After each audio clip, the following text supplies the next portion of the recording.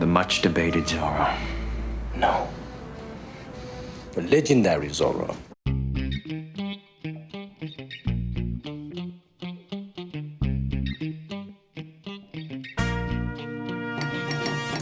Antonio Banderas est un acteur espagnol qui a facilement conquis Hollywood. Un producteur, un réalisateur, un chanteur et un homme d'affaires.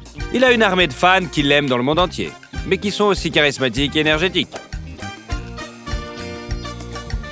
Mix Show présente.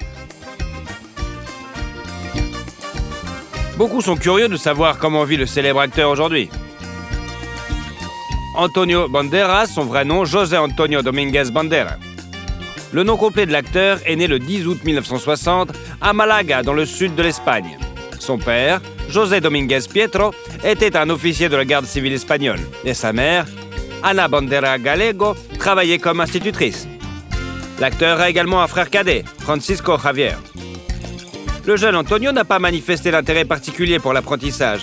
Il aimait le football et envisageait de devenir un athlète professionnel. Cependant, à cause d'une jambe cassée, il a dû renoncer à son rêve. À l'âge de 14 ans, Antonio et ses amis ont assisté à une production théâtrale de Hair. L'histoire des amoureux qui se déroule pendant la guerre du Vietnam et le mouvement hippie. Et ça a tellement frappé Antonio. Il décide alors de s'essayer au théâtre. Antonio commence à se former et devient membre du cercle théâtral de la ville. Il convient de noter qu'au début, l'acteur utilisait le pseudonyme Antonio Abascal. Par la suite, il a utilisé le nom de famille de sa mère comme pseudonyme en y ajoutant la lettre S. Antonio faisait preuve d'un grand zèle, mais peu de gens prenaient sa passion au sérieux. Lorsque le futur acteur a 16 ans, il entre à l'école d'art dramatique de Malaga et rejoint l'une des compagnies théâtrales de la ville. Après avoir obtenu son diplôme, Antonio se rend à Madrid pour se perfectionner en tant qu'acteur. Là-bas, il a travaillé comme serveur, chargeur et même modèle, jusqu'à ce qu'il soit intégré au Théâtre National. À la même époque, Antonio prend part au mouvement culturel La Movida Madrilène, qui signifie « mouvement madrilène », participe à des spectacles et des performances expérimentales. Banderas remarque l'un des plus brillants représentants de ce mouvement, Pedro Almodóvar, qui l'invite à jouer dans son film « Labyrinthe de la Passion ». Le jeune acteur a obtenu le rôle d'un radical islamique amoureux d'un prince musulman homosexuel. À propos, le premier cachet d'Antonio était d'environ 100 000 pesetas. La collaboration avec le réalisateur a donné un coup de fouet à la carrière de Banderas. Il commence à jouer dans un grand nombre de films espagnols. En 1985, il fait un nouveau film avec Almodóvar, le film Matador. Il y joue un jeune garçon simple qui assume la responsabilité des meurtres commis par son mentor. Le réalisateur lui-même ne considère pas ce film comme particulièrement réussi. Il était plus passionné par le travail sur le film La Loi du désir, dans lequel Banderas jouait l'un des rôles clés. La collaboration entre l'acteur et le réalisateur s'est poursuivie sur le tournage du film Femme au bord de la crise de nerfs. Par la suite, Antonio n'a pas seulement dirigé Almodóvar. Pendant cette période, un certain nombre de films sont sortis avec lui. Le jeune acteur charmant était chéri de l'attention féminine. En 1987, il a épousé une actrice espagnole, Ana Leza, qu'il a rencontrée dans un restaurant près du théâtre. Banderas est tombé amoureux comme un garçon et bientôt, le couple s'est marié. À propos, le témoin du mariage était Pedro Almodóvar lui-même.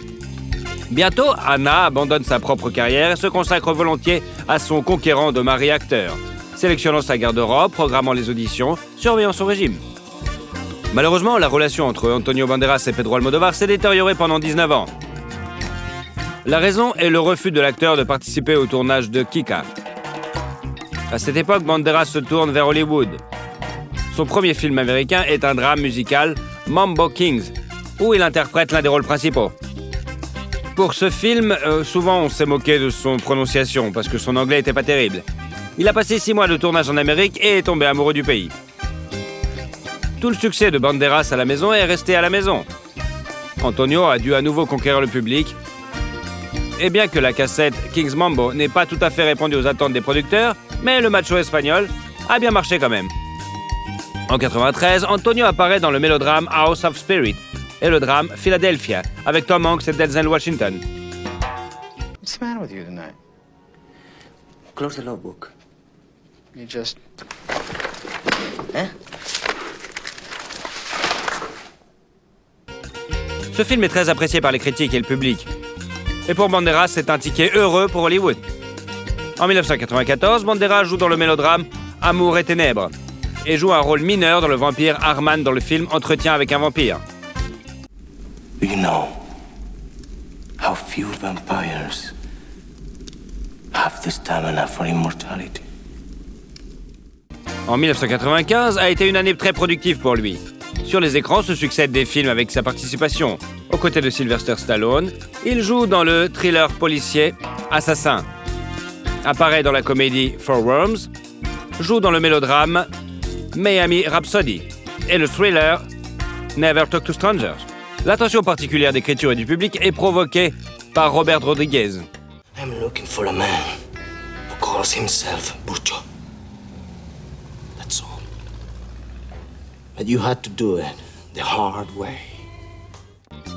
Et le film Desperado. Ce rôle est appelé l'un des meilleurs travaux de Banderas dans les années 90. Et le baiser entre Banderas et sa partenaire sur le plateau de Salma Hayek a été nommé pour le meilleur baiser sur MTV. D'ailleurs, toute l'équipe a couru au tournage de la scène du lit entre les personnages principaux. Mais à la fin, seuls le réalisateur et le superviseur du scénario sont restés. Il convient de noter que sur le plateau de tournage, Banderas s'est également révélé être un musicien. L'acteur jouait lui-même de la guitare dans toutes les scènes où cela a été requis de son personnage. Et voici un autre film, une comédie. Too Much n'a pas fait l'objet de critiques aussi élogieuses, mais c'était un acteur spécial. Il a rencontré Melanie Griffith. Ils étaient tous les deux dans une relation formelle. Melanie était mariée à Don Johnson, Antonio était encore marié à Anna. Mais bien que récemment leur relation se soit quelque peu refroidie, il tournait activement aux États-Unis. Et sa femme préférait vivre en Espagne de toute façon. Après avoir tourné ensemble, les acteurs se sont rencontrés de temps en temps et Banderas a réalisé qu'il était tombé amoureux. Il est apparu avec Mélanie lors d'une soirée mondaine. Quand Anna l'a appris, elle s'est envolée vers les États-Unis et a rencontré Antonio avec Mélanie. La relation n'a pas fonctionné. Une procédure de divorce a été engagée et Anna ne voulait pas accorder le divorce à son mari. Cependant, lorsqu'Antonio et Mélanie arrivent dans le pays de l'acteur, ils sont reçus froidement non seulement par l'ex-femme et les parents de Banderas, mais aussi par les médias locaux qui font passer Mélanie pour une divorcée. D'une manière ou d'une autre, en mai 1996, à Londres, Antonio s'est marié avec Mélanie. Et plus tard, en septembre de la même année, est née leur fille commune Stella del Carmen Banderas Griffith. À propos, Antonio a réussi à établir une relation avec la famille de Griffith issue de son précédent mariage, Dakota Johnson.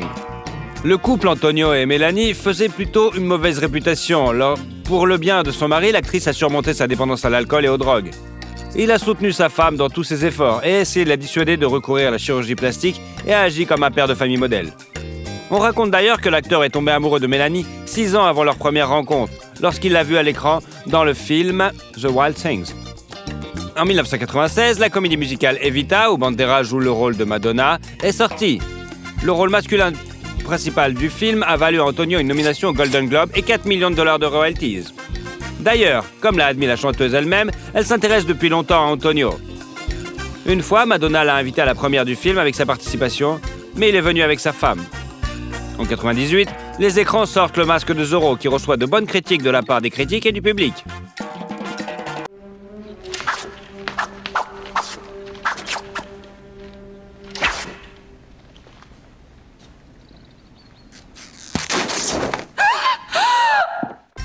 Pour jouer le rôle d'Alexandre Antonio, il a suivi 4 mois de formation dans l'équipe olympique espagnole d'escrime.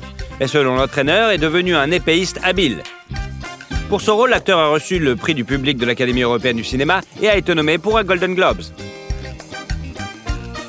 Antonio Banderas est devenu une star de première grandeur. Il tourne beaucoup et s'essaie également au métier de réalisateur. En 1999 sort son film La femme sans règles, où le rôle principal est joué par sa femme, Melanie Griffith. Le film n'a pas connu un succès particulier, mais a constitué une part importante de la carrière de l'acteur. La même année sort sur les écrans le thriller d'aventure Le 13e guerrier, où Antonio tient le rôle principal. You could have killed him at will. Yes? Why the deception? Deception is the point. Any fool can calculate strength. La même année, aux côtés de Woody Harrelson, l'acteur joue dans le drame sportif Played in the Born et apparaît également dans la comédie The White River Kid. Sa popularité est croissante, tout comme ses royalties. Pour sa participation au film The Body en 2000, Banderas reçoit quand même $12 millions. L'année suivante, Antonio devient le partenaire d'Angelina Jolie sur le tournage de Original Sin. Liar! Thief! Yes! Yes! Don't you see? Yes! Don't you see? Don't you see I cannot breathe without you? Le film sensuel ne fait que confirmer le titre d'acteur sex symbole. Et Jolie a même dû démentir les informations sur la romance avec le macho espagnol. En 2001 également, Banderas accepte l'invitation de Robert Rodriguez à participer au film d'action-comédie d'aventure Spy Kids, dont 2 autres volets sortiront plus tard. En 2002, Antonio travaille à nouveau avec Salma Hayek sur le tournage de Frida. Elle joue le premier rôle masculin dans le film franco-suisse Femme fatale. Une expérience moins réussie est celle de Ballistic, un film de la même année dont l'audience est plutôt faible. En 2003, sur les écrans sortent plusieurs films avec le macho espagnol. À la fin de l'été, la première de la suite de l'histoire, Il était une fois au Mexique, Desperado 2, et à l'automne vient le drame Imagine Argentine. À la télévision, Banderas interprète le rôle du révolutionnaire Pancho Villa dans le film HBO du même nom. Et d'ailleurs, il a été nommé aux Emmy Awards et aux Golden Globes pour ce rôle. En 2004, Antonio Banderas prête sa voix au chat dans le film d'animation Shrek 2. Le chat, beauté, charmant et colérique, est extrêmement populaire auprès du public et fait partie intégrante des films Shrek, suivant qu'il s'agisse de longs ou de courts-métrages. Le chat beauté sculpte la lettre P dans un arbre avec son épée, en référence à Zorro. Curieusement, 1 an après la sortie du dessin animé, Antonio réapparaît dans le rôle de Zorro dans La légende de Zorro. Look, I know what you're thinking, but Elena, listen. No, here's me, here is quitting. We're this far apart. Il est intéressant de noter que le sexy macho espagnol n'est pas seulement un grand acteur, mais aussi un musicien. Il interprète ses propres parties vocales dans les films, le cas échéant. Ainsi, la composition du film Desperado est devenue un succès populaire. Soy un hombre muy honrado que me gusta lo mejor. En 2005, une étoile a été dévoilée sur le Hollywood Walk of Fame en l'honneur d'Antonio Banderas. Cependant, l'essor est inévitablement suivi d'un déclin. Antonio apparaît de moins en moins souvent dans des films de catégorie A, et les années suivantes, il ralentit légèrement le rythme de ses apparitions sur les écrans. En 2006, il joue un rôle majeur dans le drame Take the Lead. L'année suivante, l'acteur partage l'affiche avec Jennifer Lopez dans le thriller policier Border Town et participe également à la comédie My Mom's New Boyfriend. En 2008, Banderas interprète le rôle de Ralph dans le thriller dramatique The Other Man et joue avec Morgan Freeman dans le thriller policier Ticket Thief. Don't even think about it. Think about what? Going anywhere near her. I'll rip your heart out. I mean it. It looks like it's your heart she's not so fond of. En 2009, l'acteur se fait opérer d'une opération bénigne au dos. Et l'année suivante, il joue dans plusieurs autres films. En 2011, un long dessin animé sur le chat beauté, interprété par la légende macho, est sorti, ainsi que le drame d'aventure Or Noir. La même année, La peau dans laquelle je vis a été présentée en première mondiale comme une réunion de la légendaire union créative d'Antonio Banderas et de Pedro Almodóvar. Ce thriller psychologique est un chef-d'œuvre qui a remporté de nombreux prix. En 2012, l'acteur a joué dans le film d'action Haywire et dans la comédie de science-fiction Ruby Sparks. En 2013, Banderas participe à nouveau à la voix off, cette fois pour le film d'animation Justin et les Chevaliers de la Vaillance. Il collabore également à nouveau avec Rodriguez sur le film Machete et avec Almodóvar dans la comédie I'm So Excited. En 2014, il a été révélé que la femme de l'acteur, Melanie Griffith, avait demandé le divorce. Elle a cité l'infidélité de son mari avec l'actrice Natalie Byrne. Comme raison, ils ont travaillé ensemble sur le tournage d'Unstoppable 3. Mais comme elle l'a admis, il n'y avait aucune raison pour de telles affirmations, si ce n'est la jalousie morbide de Mélanie. Le divorce a été aussi rapide et scandaleux. Les époux se partageaient activement les biens. Ils ont vendu un manoir à Los Angeles pour 16 millions et se sont partagés les bénéfices en comptant les revenus des projets réalisés pendant leur vie commune. Au final, Mélanie a obtenu la maison d'Aspen et le tableau de Picasso, l'artiste et son modèle, et Banderas a un dessin au crayon du même maître ainsi qu'un croquis au crayon de l'artiste Diego Rivera. En outre, l'acteur a accepté de verser à Griffith une pension alimentaire de $780 000 par an. Depuis son divorce, l'acteur s'est vu attribuer diverses relations, notamment avec Sharon Stone. Sa fiancée est désormais la financière néerlandaise Nicole Campbell, qui a mis de l'ordre dans la vie d'Antonio. Dans les années qui suivent, Antonio joue beaucoup la comédie. Il joue dans le thriller d'action Automata et le drame biographique The 33. Il apparaît également dans le mélodrame Night of Clubs, le drame espagnol Altamira, le thriller Black Butterfly et le film d'action Security. En 2015, Banderas s'intéresse à la mode et s'inscrit dans le célèbre collège britannique, Sepnal St. Martin's. De l'aveu même de l'acteur, devenir designer est un rêve de longue date pour lui. Et en 2016, il a collaboré avec la marque Select. L'acteur a agi en tant que designer de la ligne pour hommes. En 2016, Antonio Banderas est venu à Moscou pour participer à un projet de charité pour le mannequin Natalia Vodionova et pour montrer sa propre exposition de photos. Antonio a été nommé par un Emmy et un Golden Globe pour sa performance dans ce rôle. Peu avant le tournage de la série, l'acteur a eu une crise cardiaque. Tout allait bien, mais Antonio a sérieusement reconsidéré son mode de vie, abandonnant ses mauvaises habitudes, faisant plus souvent de l'exercice et prenant soin de sa santé. En 2018, Antonio joue dans le mélodrame Life Itself. L'année suivante, il apparaît dans le film Laundromat. Il collabore également à nouveau avec Pedro Almodóvar sur le tournage de Pain and Glory, où l'acteur joue le rôle principal. Cette œuvre a d'ailleurs valu à Banderas sa première nomination, tant attendue aux Oscars, ainsi que le Golden Globes. En 2020, l'acteur participe au tournage du film Dolittle. I never understood what Lily saw in you. A common complaint the world over for fathers of beloved daughters. But in this instance, I think we can all agree it is particularly accurate. Aujourd'hui, l'acteur continue de tourner activement. Le tournage de la comédie dramatique The Official Competition, dont les rôles principaux sont interprétés par Antonio Banderas et Penélope Cruz, est déjà terminé. La première du film d'action-comédie étoilé Le garde du corps et la femme du tueur est prévue pour l'été 2021. En février 2022 devrait sortir le film Undiscovered avec Tom Holland, Mark Wahlberg et Antonio Banderas dans les rôles principaux. Et à l'automne de la même année, un nouveau dessin animé sur les aventures du charmant Chaboté. Sont également annoncés le drame biographique Dali et le thriller de science-fiction Solo. Les deux films mettent en scène l'acteur dans le rôle titre. La fortune d'Antonio Banderas s'élève désormais à $50 millions. Outre les tournages, Banderas a joué à plusieurs reprises des rôles d'égérie de marques mondiales, dont Orbit, une vidéo amusante dans laquelle l'acteur dialogue avec un beignet, a beaucoup plu au public. Il a également joué dans une publicité pour les lunettes Police.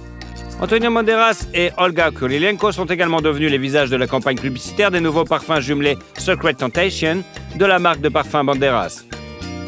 En général, Banderas est activement engagé dans les affaires. Depuis 1997, il sort sa ligne de parfums Antonio Banderas. Sur le marché, il y a déjà 22 parfums, 13 pour hommes et 9 pour femmes. Antonio se rend personnellement chez les parfumeurs et apprend d'eux comment créer de nouveaux parfums. L'acteur possède également un vignoble en Espagne depuis 2009. Il possède 50% du domaine viticole Anta Banderas et Villalba de Duero, initialement appelé Anta Bodega, qui produit jusqu'à 1,5 million de bouteilles de vin par an, ainsi bien sûr que de l'huile d'olive. Monsieur Banderas s'était auparavant essayé au métier de restaurateur à Posada de Antonio, mais avant d'abandonner l'affaire par la suite. Il a également été propriétaire de Jack Jones by Antonio Banderas, une équipe de course MotoGP dans la catégorie Moto 2 en 2010. Banderas soutient désormais le Malaga Football Club ainsi que le Parti socialiste ouvrier espagnol. L'acteur est aussi activement impliqué dans des actions caritatives et ambassadeur de bonne volonté pour les Nations Unies. En 2019, il a ouvert un nouveau théâtre dans sa ville natale avec une capacité de plus de 800 places assises. Antonio Banderas est également propriétaire de diverses propriétés.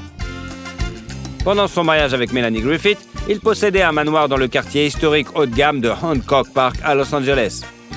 Ils ont initialement acheté le manoir pour $4,2 millions en 1999, après quoi ils ont acheté la propriété voisine pour $1,3 million et l'ont rattaché au domaine. L'intérieur du manoir, stellaire, est de style classique. Pendant le divorce, le domaine a été mis en vente et s'est vendu pour 16 millions de dollars, à peine 10 ans plus tard. L'appartement d'Asman est revenu à Melanie Griffith après son divorce. Nichée dans les montagnes, la maison est remplie de lumière et de confort. De grandes fenêtres panoramiques et de nombreuses boiseries et des détails décoratifs rendent l'espace vivant et confortable. Son ex-femme avait d'abord prévu de vendre la maison pour 10 millions de dollars. Puis ils l'ont louée et n'ont finalement obtenu que 4 millions de dollars.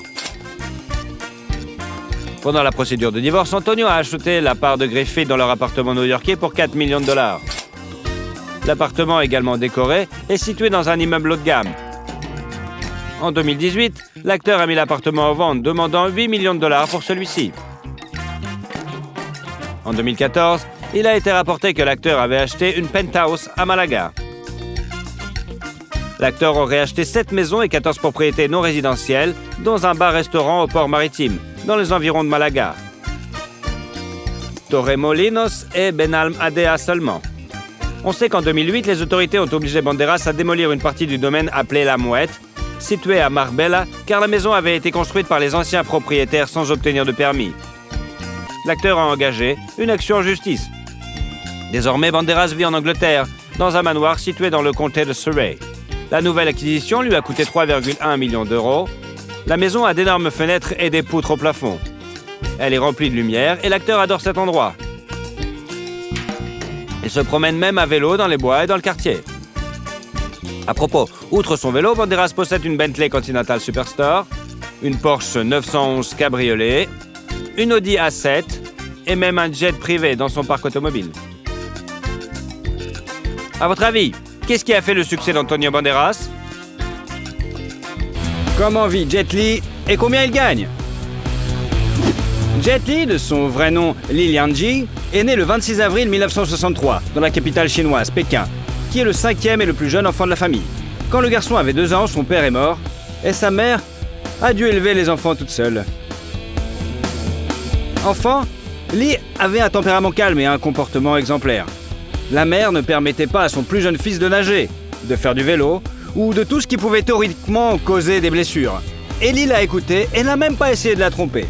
Le futur acteur est entré à l'école dès l'âge de 8 ans et avait 1 an de plus que ses camarades de classe. Les enseignants aimaient le garçon car il était honnête et humble. Il a même été autorisé à participer à l'exercice physique quotidien. Le petit Lianji s'est levé devant tous les élèves et a décompté le rythme d'un air sérieux.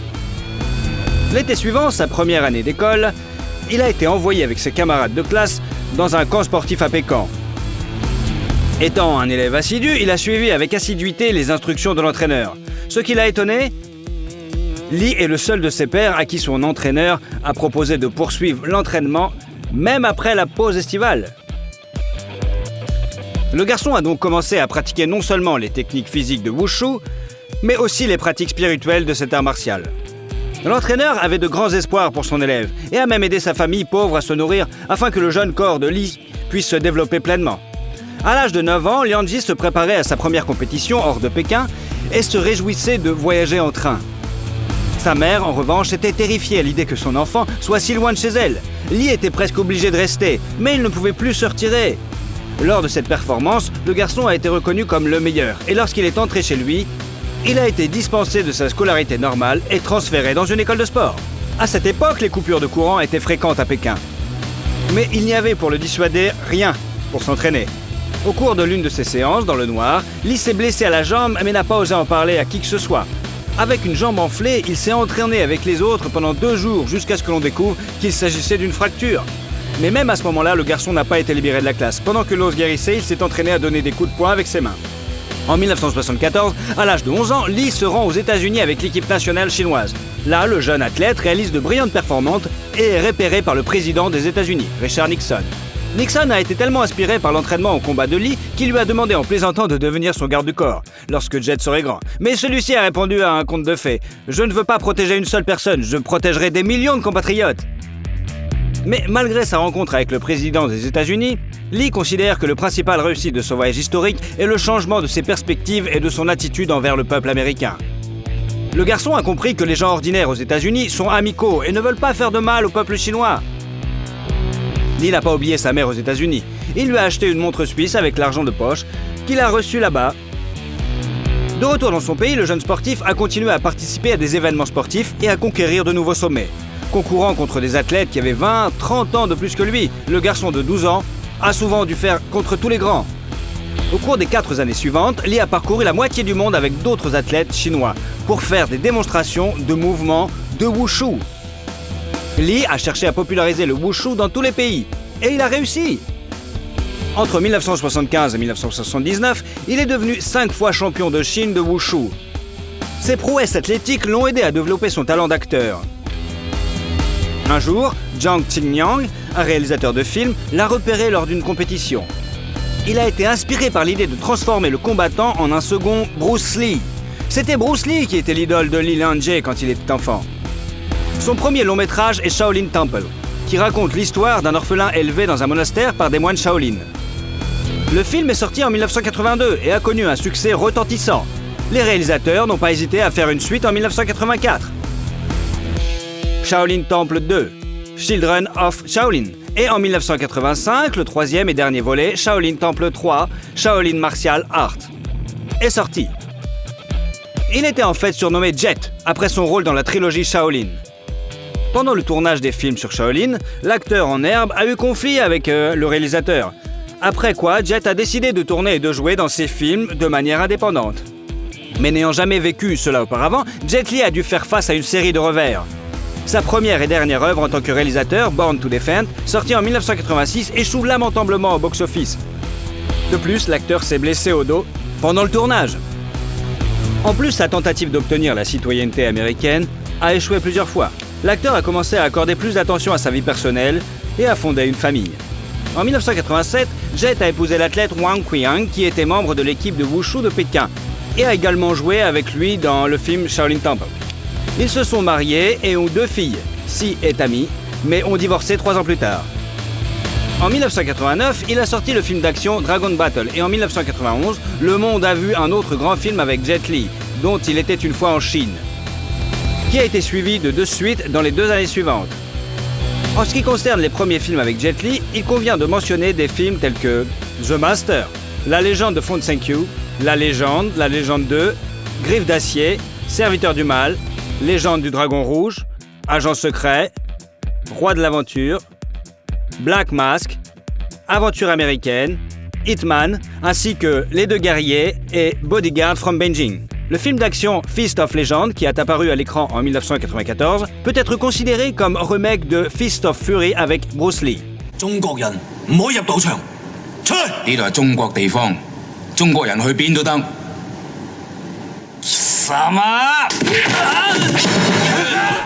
Une image de Meldon en 1995 a rappelé aux téléspectateurs son intrigue.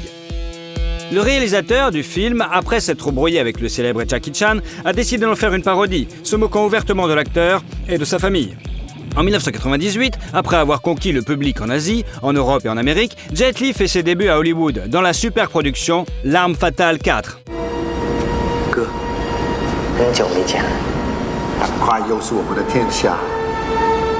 Son rôle a d'abord été proposé à Jackie Chan, mais il a refusé car il ne voulait pas jouer un héros négatif. Quant à Jet, c'était son premier rôle de grand méchant. En 1999, Lee se marie pour la 2e fois. Sa bien-aimée, l'actrice de Hong Kong Nina Li-Chi, qui est plus âgée que son mari de 2 ans. Ils se sont rencontrés en 1989 lorsqu'ils ont tourné ensemble dans le film La Bataille du Dragon. À cette époque, l'acteur était encore marié. Lee et Nina se sont rencontrés pendant longtemps et n'ont légalisé leur relation que 10 ans plus tard. Jet Li est assuré que Nina est son âme sœur et une personne qui le comprend comme personne d'autre. Le couple a 2 filles, Jane et Jada. 2 ans après son brillant travail dans L'Arme Fatale 4, l'acteur a joué dans le film d'action mélodramatique Roméo doit mourir. These guys found you up here, you're gonna have some serious problems, so I suggest you go out the window. No. I like this way. Alright, it's your funeral. Le film a été payant au box-office et Lee a reçu un cachet de 2,4 millions de dollars. Un autre attrait important de Jet est son amour et son attention sans fin pour sa famille. Afin d'être aux côtés de sa femme dans les derniers mois de sa grossesse, il a refusé le rôle dans le film Baiser mortel du dragon. En dehors de ce film, l'acteur a refusé de jouer dans The Matrix. Lee a dit que la raison était une bataille de droits d'auteur. Il ne voulait pas que les droits sur les enregistrements soient entièrement transférés au créateur du film, afin qu'il puisse les posséder en tant que propriété intellectuelle. En jouant dans le film Confrontation en 2001, l'acteur a pu gagner 7,5 millions de dollars.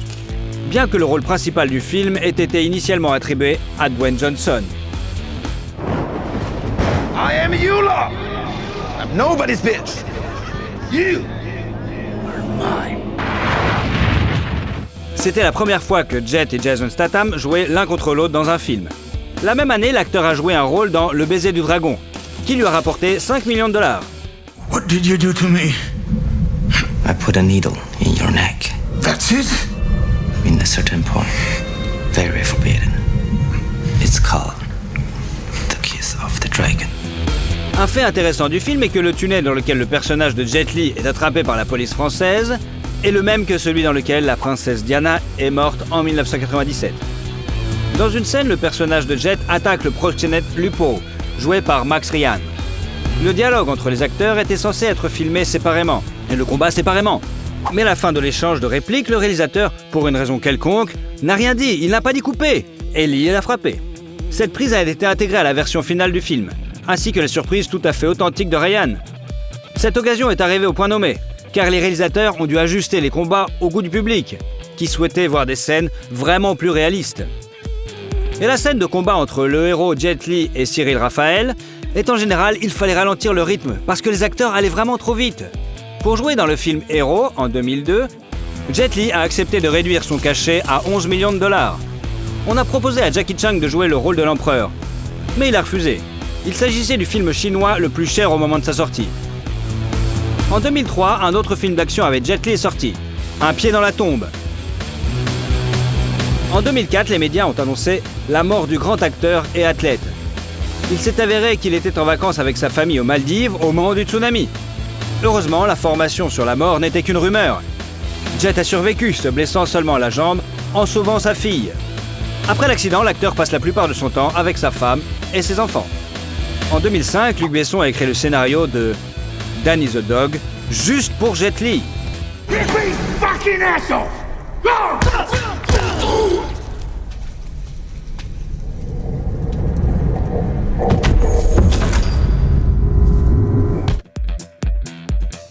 Le film comporte non seulement la plus longue scène de combat de la carrière de Lee, mais aussi la plus violente.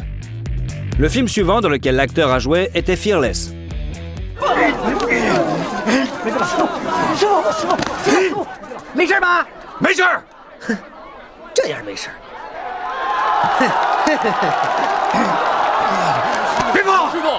Ses créateurs voulaient appeler le film La légende du combattant, mais il s'est avéré qu'un tel film existait déjà. Certains des mouvements prévus par le combattant que Lee a refusé d'exécuter pour des raisons éthiques. Certains éléments comme une gifle ou un coup derrière la tête ont été considérés comme trop incorrects par l'acteur par rapport aux Européens et aux Américains. En plus, ces combats au corps à corps, le film d'action présente également une scène de combat avec des armes blanches. Anthony DeLongis et Jet Li brisent au moins 6 épées pendant le tournage. Pendant cette période, Jet a participé à des actions caritatives et est ambassadeur de la Croix-Rouge depuis 2006.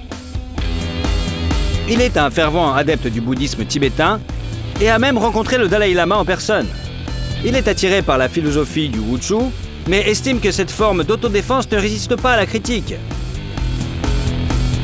Il souhaite aider les jeunes Chinois à comprendre le sens de la vie et partage ses connaissances du bouddhisme à tout le monde. Il convient de noter que les films dans lesquels Jet Li jouait n'ont pas tous connu le succès. L'une des œuvres qui n'a pas abouti est le film War, tourné en 2007. L'acteur a déclaré dans plusieurs interviews qu'il n'était satisfait ni du film, ni de sa production. Il est allé jusqu'à le qualifier de « poubelle » et a exprimé sa méfiance envers le réalisateur Philippe Advel. Même à mi-chemin de la production, il savait qu'il obtiendrait des audiences médiocres et pas de profit. Fin 2007, Lee a retourné dans son pays d'origine et a joué dans le film Les Seigneurs de la Guerre. L'accent principal du film n'était pas mis sur les arts martiaux, mais sur la composante dramatique. Pour ce travail, Jet a reçu une nomination au Hong Kong Film Awards dans la catégorie meilleur acteur. Son cachet pour le film était de 13 millions de dollars. Au printemps 2007, il a créé sa propre fondation à but non lucratif, connue sous le nom de One Foundation, pour aider à contrer les effets de catastrophes naturelles et des traumatismes psychologiques. En 2008, Lee a fait sa première apparition à l'écran avec le vétéran des arts martiaux Jackie Chan, dans le film d'action-aventure de Rob Minkoff, Le Royaume Interdit.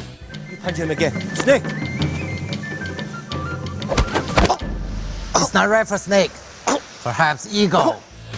Jet joue bientôt le rôle du principal méchant dans le film d'action de science-fiction La Momie, le tombeau de l'empereur dragon, avec Marielle Bello et Brendan Fraser.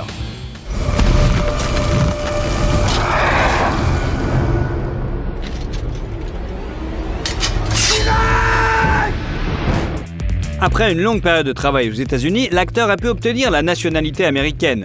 Mais il y a renoncé, ainsi qu'à la nationalité chinoise. En 2009, en faveur de la nationalité singapourienne.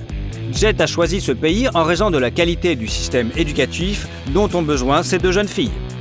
C'est également cette année-là que Lee joue dans le drame de guerre The Founding of a Republic de la Chine et qu'il lance son propre programme de remise en forme appelé Wuji, qui se compose d'éléments de wushu, de yoga et de pilates. Adidas a rapidement lancé une ligne de vêtements pour le programme ornée des initiales JL. Le retour de Jet dans l'industrie cinématographique après un hiatus d'1 an s'est fait sur le plateau du film d'action Unstoppable. When I get hurt, the only is bigger. Because I'm smaller. When I travel, I need to go farther. I know, because you're smaller, right? Yes. Réunissant des stars tels que Sylvester Stallone, Jason Statham, Dolph Lundgren et Mickey Rourke. Entre 2012 et 2014, Lee a repris son rôle dans la suite de Unstable 2 et Unstable 3. En 2010, Jet Li est devenu le premier visage asiatique de la société de montres de luxe suisse Hublot. En 2011, avec l'entrepreneur chinois Jack Ma, fondateur d'Alibaba Group, il a fondé l'entreprise de style de vie Taiji Zen, dont la mission principale est la santé et le bonheur pour tous, à travers du tai chi. Les années suivantes sont marquées par des films mettant en vedette Jet Li, tels que Ocean Heaven, Dragon Gate, Le Sorcier et le Serpent Blanc, Badge of Fury, League of Gods et Guardian of Martial. Le dernier film, et espérons pas le dernier, dans lequel Jet Li a joué est Mulan, sorti en 2020, dans lequel il joue le rôle de l'empereur. Wa Mulan, the people owe you a debt of thanks. I owe you my life. Depuis 2016, l'acteur entretient activement une page Instagram personnelle, en postant des photos de lui. Une photo de l'acteur Jet Li a fait le tour des réseaux sociaux. Il a l'air tellement mal au point que ses fans s'inquiètent vraiment. L'acteur a admis qu'il souffre d'hyperthyroïde depuis 2010, mais assure à tous qu'il va très bien. Malgré une santé déclinante, l'acteur ne prévoit pas de quitter l'industrie cinématographique et continue de jouer dans différents projets. Il a commencé sa décision. Si je pars maintenant, je me retrouverai plus tard dans un fauteuil roulant. Si je ne pars pas, je serai dedans, mais il sera incrusté d'un diamant. Pendant son temps libre, Jet joue au badminton et au tennis de table, fait du vélo, lit et médite. Notre superstar Jet Li a gagné en 2017 pas moins de 59 millions de dollars. À son anniversaire, il partage les photos de lui avec toute sa famille. Maintenant, le capital personnel de l'acteur est de 250 millions de dollars, le plus élevé parmi les stars du cinéma chinois. Dans la maison de la femme de Jet, Nina, à Shanghai, se trouve un immense manoir de l'acteur valant 200 millions de yuan, environ 30 millions de dollars américains. L'acteur l'a acheté en 2008, apparemment comme dot pour l'une de ses filles. Mais il n'y a même pas emménagé.